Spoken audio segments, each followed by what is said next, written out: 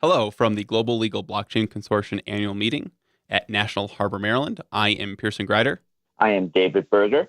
I'm Nita Sanger. And we're on the road with the Legal Talk Network.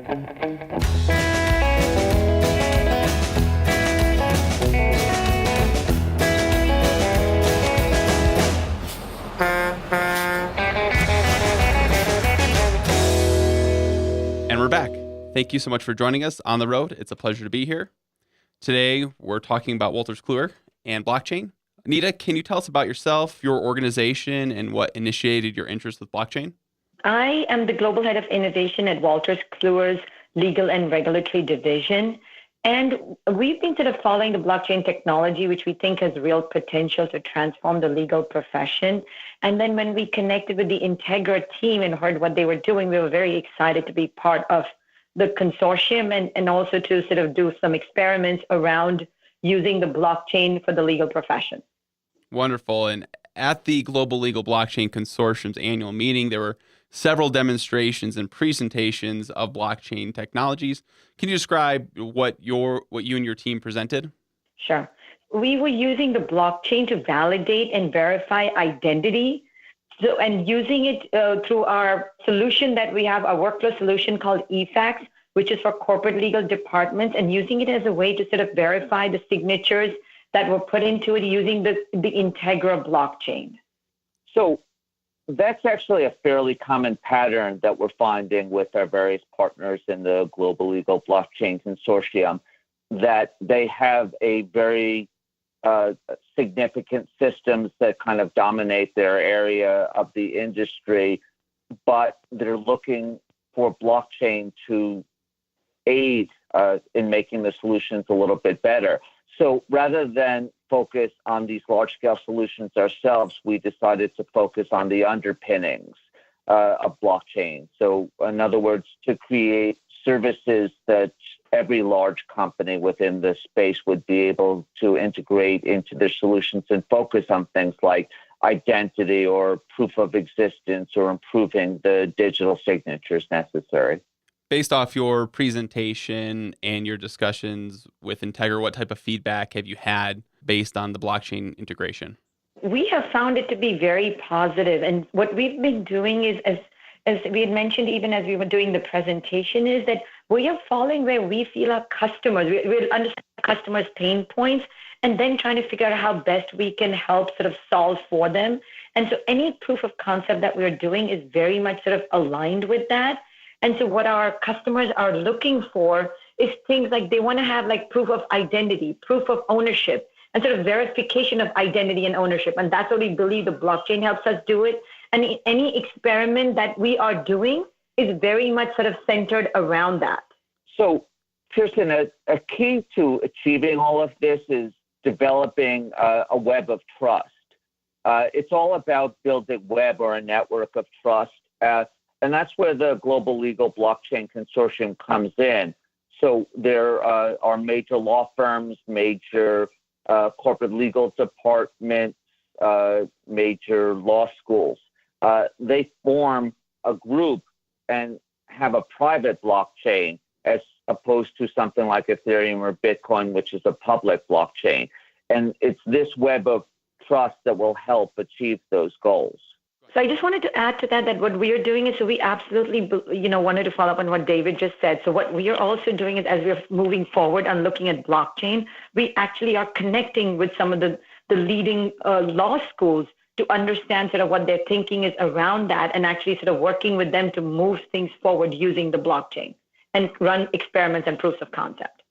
With you and Wolters Kluwer being involved in the Global Legal Blockchain Consortium, what type of solutions or what do you want to see come out of the consortium?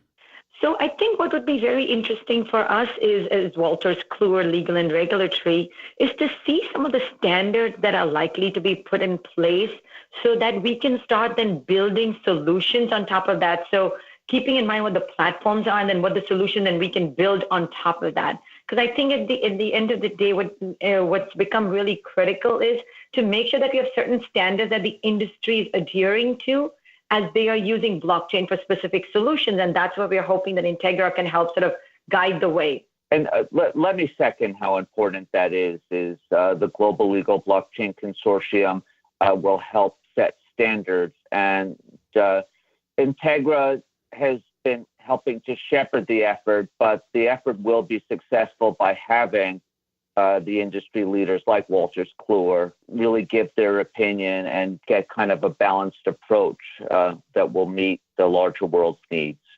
So, Nita, are there any myths or challenges that you want to dispel or overcome about blockchain?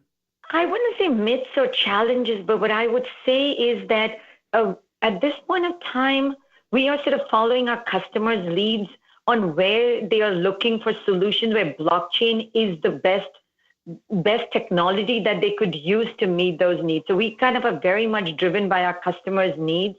And I think at this point of time, our sort of view is that the technology is a little bit at an infancy, and to the widespread use of it may take a little bit of time. And I think what we're very excited about is to be at the early part of the journey where we can help shape where the solutions are going to go, where the industry is going to go around this and the use of blockchain. So I think it's not so much of concerns or issues, but more sort of we think it's a very exciting phase to help actually shape where the industry is going to go for the use of blockchain. Within your industry, what type of future do you see with blockchain? What are the customers asking for? So blockchain is being used for a number of uses. One is obviously things like record keeping, where you're looking for like proof of identity, proof of ownership. And then so what we're doing is we've started off sort of keeping our initial interest in some of the record keeping side of things. But ultimately, I think where this is going to move to is on the transaction side, which is where things like smart contracts, and we see this a little bit of an extension of, proof, where there's going to be a proof required. And so we see that, smart contracts is an extension of the existing contract process, which is very much where we're involved in. So that's where I think we see it starting off. But I think the ultimate potential, I would say it'd be hard to say how far this would go, because I think there's so many different directions this could go in. But I definitely see this as, in the longer term, actually helping transform the entire industry. And I think that to me is why we feel it's such an exciting stage. I think we're at the inflection point where we're still at the early stages of this, and where this could go, this has got huge amounts of potential to transform the business. And I would really second the opinion that blockchain is at its infancy. And that's one reason why, when building the Integra Ledger, we decided to choose the best blockchain technology at the time we built it, which we thought was Hyperledger Fabric. But we're attempting to remain as blockchain agnostic as possible. For example, we announced within the last 24 hours that we were adding support for an Ethereum proof of authority blockchain to the Integra Ledger, and we're looking at many other blockchains or distributed ledgers to see what roles they can play in the future. So, Nita, can you describe your experience so far with the GLBC? Absolutely. We've had a very, very positive experience working with the Integra team and the entire leadership of Integra, who've actually been sort of groundbreaking in how they're thinking about how we move things forward. And we at Wolters Kluwer, who are looking to sort of help transform the legal profession, are very excited to be actually working with them and partnering with them as we move things forward. And we sort of look to see where this is going to go, and we're very excited to be a part of the journey. Well, the GLBC is excited to have you and your organization involved. Before we close out for today, I have one last question for you. If our listeners would like to follow up with you, how can they reach you? Sure. So my email address is Nita, Nita.Sanger, Sanger, at wolterskluwer.com. So that would be the best place to contact me. Well, we've reached the end of the road for today's episode. I want to thank our guests for joining us today. We also want to thank our listeners for tuning in. If you like what you have heard today, please rate us in Apple Podcasts. We'll see you next time for another episode of On the Road with Legal Talk Network. If you'd like more information about what you've heard today, please visit LegalTalkNetwork.com. Subscribe via iTunes and RSS. Find us on Twitter and Facebook, or download our free Legal Talk Network app in Google Play and iTunes. The views expressed by the participants of this program are their own and do not represent the views of, nor are they endorsed by, Legal Talk Network, its officers, directors, employees, agents, representatives, shareholders, and subsidiaries. None of the content should be considered legal advice. As always, consult a lawyer.